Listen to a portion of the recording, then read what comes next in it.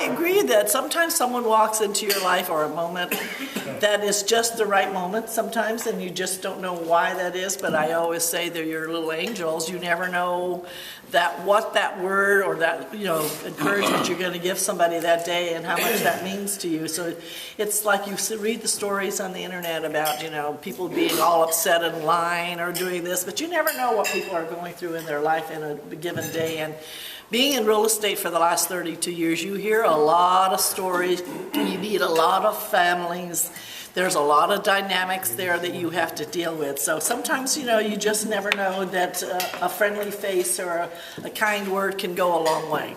So with that being said, I'm going to start off with something a little different that's a little outside of real estate that could be good for all of us in our business.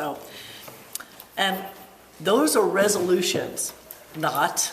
Those are things that I don't do, but what I ran across an article that I do a lot of reading that comes through and about business and the industry and other industries. So I came across this, but instead of resolutions, they were talking about the 3 R's, which resolution starts with an R, but that weren't about resolutions. But the first being review. I think it's a good time at the end of every year or at the beginning of a new year, if we review our business progress, or even if it's something personal that we're dealing with, taking time to do a little review. And all of us are probably chipping away at that business or personal to-do list, but it's kind of nice just to stop and think and relax and just review your progress. And congratulate yourself on the amount that you have accomplished, but also see where maybe your goals fell a little short, and then that way you can try to understand what got in the way, what habits or patterns were you doing, or that you feel that could be improved upon. And it came up with some questions as you're reviewing. You would do is like, in what months did you, let's say, have the highest production or sales volume, and what was going on there that made it so successful, and what months were most challenging for you in business? So what other setbacks did you experience? And that way you can start gathering the reasons why and maybe make some changes. So another R would be to reflect, and that's part of a review, but also we as high achievers, I think because we're all self-employed, and not that you couldn't be and any employee could be a high achiever, but especially us who are self-employed, we really want to review our performance. So you have to also then reflect on what were those wins and what were those setbacks, and really be true to ourselves and figure out, okay, how did I respond to those setbacks? What did I do to perhaps deal with those challenges? Did I feel real frustrated or unmotivated and just not wanting to deal with it? Or if you had it to do all over again, ask yourself, what would you do differently? Or maybe you wouldn't change a thing. So the final R, which we all like, is to reward ourselves.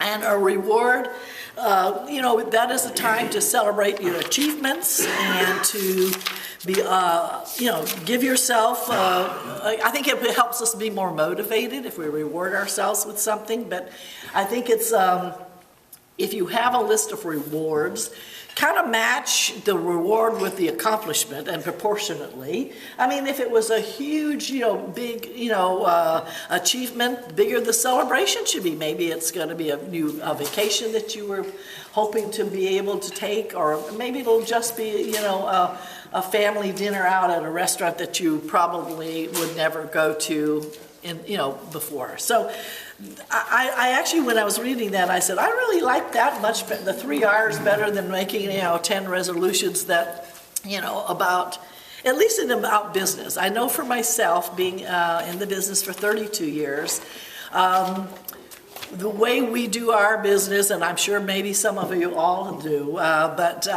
I always sit down and decide, to write a new business plan, what worked and what didn't, what do I have to do differently to get different results. So that might be, adding a different kind of marketing to my plan for the following year that might give me a better result. Maybe it is to join an organization like LaTip or the Chamber so that you can be in front of more people all the time. So if it wasn't working for you the way it was, in 2015, then you might have to make some changes.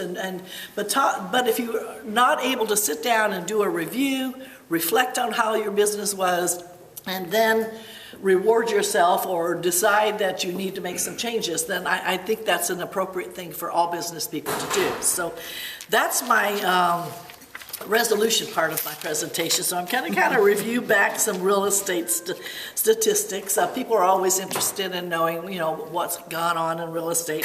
And 2015, I should say, didn't have too many changes in the real estate, markets than we had the year previous in 2014. So the demand and the inventory were very low. Inventory was a lot lower than expected in 2015, and demand was a little higher, which was really a challenge for many people because there weren't enough homes. But the inventory methodically goes up in the early spring. Starting about right after Super Bowl, for whatever reason, it seems to be February. And I've talked to many, many clients over many, many years.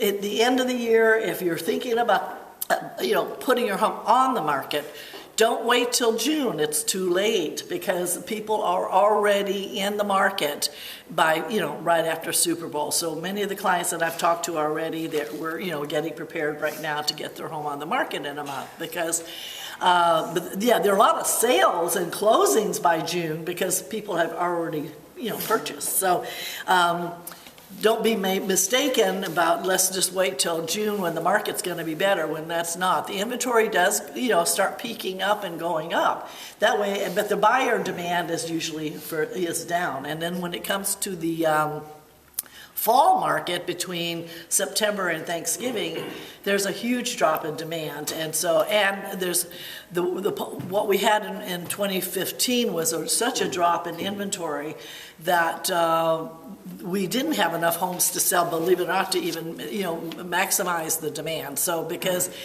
the fear of the feds, which they did do, the feds finally raised the short-term interest rate in December for the first time in 9 years that they did that.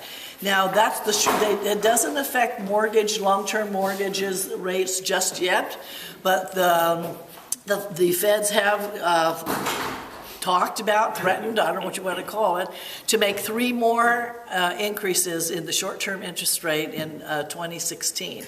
They're expecting probably one again in June, September, and December next year of 2016. So how long that will take before it really impacts the mortgages, I don't think it's going to take too long, but I think there's still a good market for buyers who are anxious to get into a home if they do, especially in the first half of the 2016.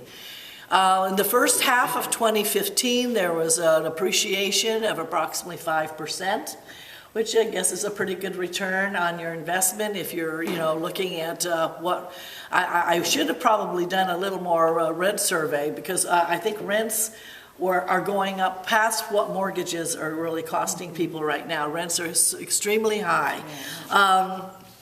Let's see now, 5%. Then, of course, like I said, when the summer months begin, it really starts the market shift again. So the best thing to do, they're saying again, for the 2016 market, the forecast is to be pretty much almost like the mirror of what 2015 was like, although at the end of 2015, the number of homes were like 600 homes less than the end of 2014. So we're already starting out the 2016 with a really low inventory of homes. So that's why I'm talking to many of my clients to say, if you want to move up and if you want to make a change, let's do it like, in February, March.